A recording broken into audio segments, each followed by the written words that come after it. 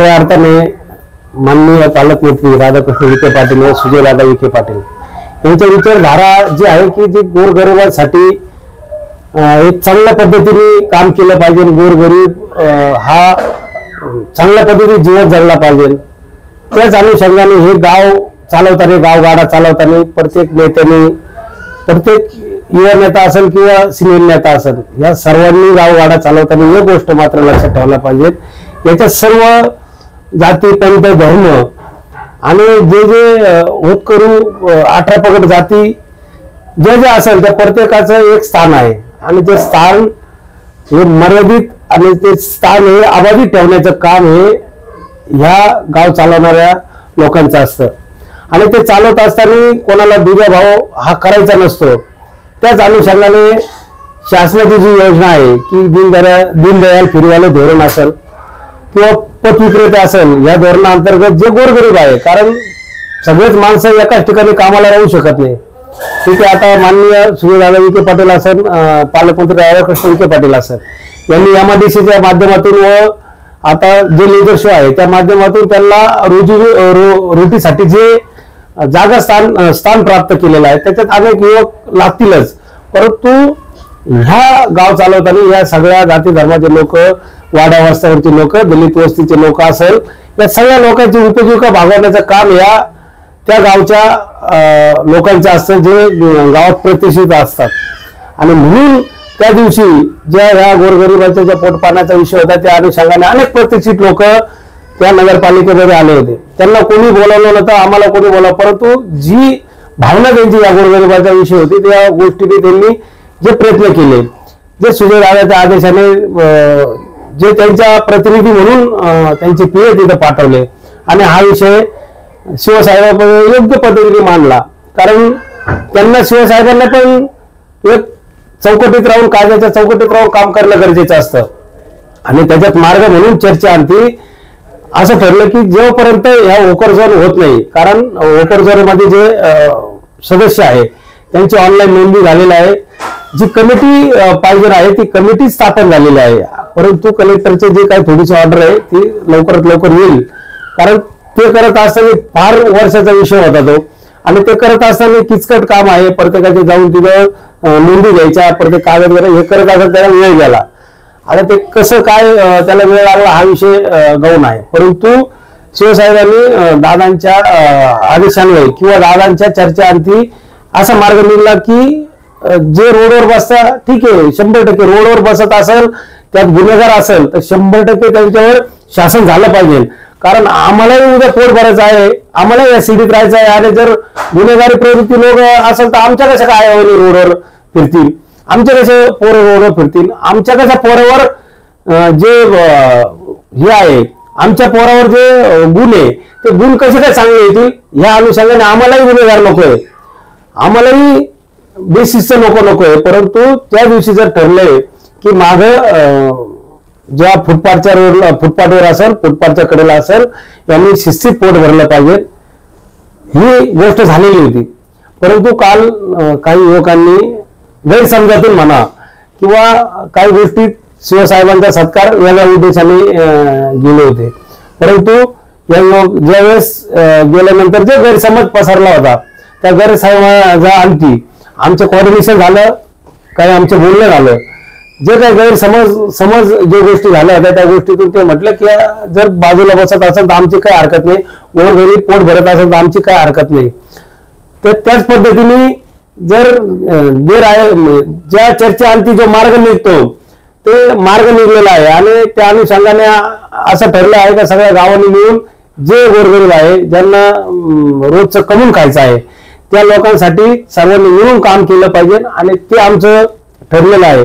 मतभेद जे आहे ते आता थोडेसे बाजूला ठेवून गाव म्हणून या चांगल्या गोष्टीसाठी आम्ही एकत्र येऊन या सर्व जे घटक आहे, जे वंचित घटक आहे, त्या वंचित घटकांना कसं पुढे आणता येईल या उद्देशाने आमची चर्चा अंती ठरलं आणि आमचे जो काल जी पोस्ट पडली होती ती पोस्ट मध्ये जो काही गैरसमज झाला होता ते रात्री आमच्या युवकांच्या काही युवकांनी फोन करून ते गैरसमज आमचे दूर केले। खरं तर ज्या गोष्टीसाठी हे करायचं होतं ती गोष्ट संपलेली आहे, त्याच्यामुळे जो मोर्चा आहे, कारण मोर्चा काढून अनेक भेट मत भेट हे गैरसमज आणि त्याच्यातून अनेक संघर्ष होत असतात. ते संघर्ष कुठेतरी या शिर्डी सारख्या ठिकाणी थांबले पाहिजे.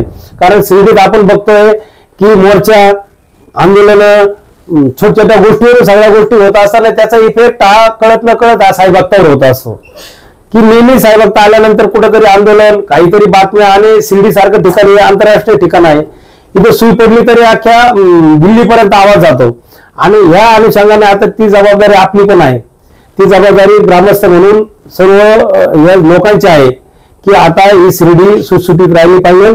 सर्वांनी जे मनभेद मतभेद आहे ते दूर करून सर्वांनी एकमेकाच्या गळ्यात हात घालून जसे पूर्वी प्रत्येक एका ताटात एकमेक खात होते, परंतु काही काळामध्ये जे दुरावा निर्माण झाला आता असं आम्हाला वाटतं की सर्वांनी आता एकत्र येऊन माननीय नामदार राधाकृष्ण विखे पाटील व सुजयदादा विखे पाटील यांच्या मार्गदर्शनाखाली आता सर्वांनी त्यांच्या आदेशाचे पालन करून व योग्य पद्धतीने शिर्डी कशी चालेल या पद्धतीने सर्व युवक असेल, जे प्रौढ असेल, जे सिनियर नेते असेल, या सर्वांनी विचार केला पाहिजे. खऱ्या अर्थाने शिवसाहेबांचं म्हणणं रास्त आहे. कारण जो साईभक्त आपल्या साईबाबांसाठी येतो आणि त्या साईबाबा त्या साईभक्तावर आपलं जे पोट पाणी चालतं, आपलं जे कुटुंब निरोगी राहतं, आपली पण जबाबदारी त्या साईभक्तांना निरोगी राहण्यासाठी काही उपाययोजना केल्या जाईल. कारण आपण जर बघतो तर डाळिंब बरोबर जे पेरू विक्री आहे ते पेरू विक्रीवाले रोज ते युवक पोरं बागेमध्ये जात्या, झाडावर चढत्या व एक एक पेरू काढून ताजे पेरू काढून त्या साईभक्तांना रोजच्या रोज सेल करून रोजच्या रोज ताजा माल त्यांना देतात. तर वाईट पेरू असेल तर ते पेरू काढून ते बाजूला फेकतात. खऱ्या अर्थाने डाळिंब विक्री करणाऱ्या लोकांनी त्यांच्याकडून शिकलं पाहिजे की जे या पद्धतीने ताजा माल विकतात त्याच पद्धतीने डाळिंब विक्री करणारे जे पण लोक असेल त्यांना आव्हानच नाही, परंतु त्यांना ताकीद आहे की त्यांनी अजिबात या साईभक्तांच्या जीवावर खेळलं नाही पाहिजे. आणि जर असं होत असेल तर शिवसाहेबांना आमची विनंती राहील की यांच्यावर जास्तीत जास्त कठोरात कठोर कारवाई करावा, जेणेकरून हे जे लोक आहे, जे या वाईट विचाराचे लोक आहे, या शिर्डीमध्ये राहिले नाही पाहिजे. मित्र म्हणून आपण प्रश्न विचारला, मित्र म्हणूनच मी सांगतो की एखादा समाजसेवक असेल, एखादा राजकीय माणूस असेल, त्याची जबाबदारी असते की गोरगरिबांसाठी अन्न, वस्त्र व निवारा या 3 तत्वाखाली त्यांचं जीवन जगलं पाहिजे. आता मी एका मागासवर्गीय वार्डमध्ये मागासवर्गीय म्हणून सीट म्हणून निवडून येतो. मग मी जर मागासवर्गीय म्हणून निवडून येत असेल, त्या जातीच्या दाखल्यावरच मी निवडून येत असेल, तर माझी जबाबदारी पडते की त्या वार्डमध्ये त्या लोकांसाठी आपण अन्न, वस्त्र, निवाऱ्याचं उपाययोजना ही केली पाहिजे. आणि माझंही तेच म्हणणं आहे की जर चांगलं केलं असेल, मी नेहमी म्हणतो, मी जर विरोधक होतो, विरोधक आहे तर साहेबांनी चांगलं केलं, मी चांगलं म्हटलेलं आहे, त्यांच्याविषयी कधीच वाईट म्हटलेलं नाही. परंतु वाईट केलेलं असताना त्यांना मी विनंती केली आहे, साहेब या पद्धतीने करावं. कदाचित मी आता बघतोय गेल्या वर्षभरापासून जेव्हापासून सुजयदादाची इकडे एंट्री झालेली आहे, त्यामध्ये या गोरगरिबांना जे आहे त्यांच्या शब्दावर मी घर काढले आणि दादांनी दिलेल्या शब्दानुसार आज ते उतारे जे ऑनलाईन आहे 1 ते 300 350 उतारेचे ऑनलाईन नोंदी पडलेले आहे. फक्त त्याचं नाव टाकणं बाकी आहे. त्याच्यात लेआउट तयार केलेला आहे, सुशोभीकरण तिथं होत आहे, अंगणवाडी झालेली आहे. राहिला प्रश्न पोटाचा, तर आता त्यांच्याच माध्यमातून होकरसाठी जे आता कार्ड मिळणार आहे भविष्यात, त्यानुसार पोट भरणार आहे. घर झालेला आहे, पोट झालेला आहे, त्या आर्थिक याच्यानुसार आता पोरासाठी शिक्षणाची त्यांनी चांगल्या पद्धतीने तिथं एमपीएससी यूपीएससी साठी संस्थांना आग्रह केलेला आहे की तिथं चांगल्या प्रकारे शिक्षण द्यावं. केरळवरून असेल, बाहेरच्या राज्यातून कसे इंग्लिशचे शिक्षक येतील, त्याला लाख रुपये पगार गेला तरी चालेल, हे विचार सुजयदादांचे असल्यामुळं आम्हाला एवढं तर नक्की आहे का भविष्य काळात आमच्या ज्या मुलांचं भविष्य आहे ते अगदी उज्ज्वल आहे आणि ते सुजयदादाच्या माध्यमातून होणार आहे आम्हाला लक्षात येत आहे. म्हणून मी जे सुजयदादाचं गुणगान गात आहे ते उगाच नाही, कारण आम्हाला माहिती आहे का चांगल्याला चांगलं म्हटलं पाहिजे आणि जर चांगलं म्हणणार नाही त्यापेक्षा मूर्ख आमच्यासारखं नाही. अशा हिशोबाने दादा चांगलं काम करत आहे, आम्ही चांगलं म्हणणार आहे. आणि राहिला विषय लॉकेटाचा, तर मला दादांनी काही गोष्टी शब्द दिले होते गोरगरिबांना का फुलं चालू करतो, दादांनी फुलं चालू केले. दादांनी घराचा विषय होता, दादांनी घराचं चालू केलं. दादांनी फुटपाथवर जे लोक बसायचा विषय होता त्या हॉकरसाठी शासनाला प्रशासन जे सीओ साहेब आहे त्यांना ताबडतोब सूचना केली. मग आता जे आमचं काम होतं ते दादा करताय, तर भविष्यात आमचं जे काम आहे ते दादांनी केलेलं आहे, ते जर म्हटले का भविष्यात तुम्ही ही जबाबदारी ही करा, ती आम्ही त्यांच्या शब्दाला काय दुरावा देणार आहे. आणि हे रॉकेटचं आयुष्य किरकोळ आहे, मीच नाही तर आता इतके ते हिरो झालेला आहे. म्हणजे मला तर त्या दादाकडे पाहिल्यानंतर त्या नायक पिक्चर मधले अनिल कपूर आठवतो. झटकीपट काम कसं करायचं ते दादाकडून माणसाने शिकलं पाहिजे. आणि जसं त्या दिवशीचा कार्यक्रम झालेला आहे, कदाचित मला 2 मिनिटं बोलण्याची तिथे संधी दिली असेल तर मी बोलणार होतो, दादा ये पब्लिक सब आपके लिए आहे, ये पब्लिक आपके लिए आहे, आपके नाम से आहे. कारण दादांनी कसं कामच केलं, जे होणारं काम. कारण त्या पिरियडमध्ये अनेक लोक, म्हणजे काही लोक असे होते की त्यांच्या बरोबर राहणारे लोक म्हणत होते ते होणार नाही, ते होऊ शकत नाही. परंतु या सर्वसामान्य गोरगरीब फुटपाथ आणि जो झोपडपट्टीतला माणूस होता त्याला दादांच्या शब्दावर विश्वास होता. कारण दादांनी याच्या आधी फुलांचा शब्द पूर्ण केलेला होता. आमच्यासारख्या विरोधकावर त्यांना त्यांच्या बाबत विश्वास होता की त्यांनी फुलाचा शब्द पूर्ण केला, नक्कीच घराचा करणार आहे. आणि त्या दोन्ही गोष्ट त्यांनी पूर्ण केलेल्या आहे. आता दादांचं मीच काय, शेकडो युवक दादांचे लॉकेट घालायला तयार आहे. ते भविष्य काळात तुम्हाला कळणारच आहे. आणि भविष्य जसं आता पुढे जाणार आहे तर आमचा जो हिरो आहे, जो हिरो आणि भविष्यात सुजय दादा म्हणून आमच्या नजरेसमोर राहणार आहे. कारण एक आपण गोष्ट बघितली की दादाची जी खंत आहे की 8,500 मत विरोधात गेलेला आहे. ते का गेले, कसा गेले हा संशोधनाचा भाग जरूर असेल. परंतु दादांनी जर आमचं सगळं काम केलं तर दादांना आम्ही ग्वाही देतो की दादा हे 8,500 मताची जी तुमची पोकळी आहे ती पोकळी भविष्यात राहणार नाही, कदाचित 1,500 मताची राहू शकते या भविष्यात जी निवडणूक येणार आहे त्याबाबत. आणि खऱ्या अर्थाने आपण जर बघितलं तर प्रत्येक माणूस हा जो विद्वान झालेला आहे तो कोणत्या तरी महात्मा व्यक्तीच्या जीवन कथा वाचून झालेला आहे, त्यांचा अभ्यास करून झालेला आहे. खऱ्या अर्थाने मलाही असं वाटतं की ज्यावेळेस एखाद्या खासदारकीला माणूस पडतो, त्याचे जे टेन्शन, ज्याची जी मानसिकता ती सोडून तो माणूस ज्यावेळेस इकडे येऊन ऍक्टिव्ह होतो आणि ऍक्टिव्ह होऊन जे त्याच्यात काय ग्राउंड लेवलला काय चुके काय बरोबर आहे त्यांचे जे माणसं प्रत्येक गावोगावी त्यांचे पीएम ठेवून त्यांचा पुटअप घेऊन योग्य ते मार्ग तो काढतो. या अर्थी भविष्य काळात कदाचित आम्हाला जर चान्स भेटला तर त्यांच्या जीवन कथावर, त्यांच्या जीवनपटावर आम्ही नक्कीच एक आत्मचरित्र लिहिण्याचा प्रयत्न करू.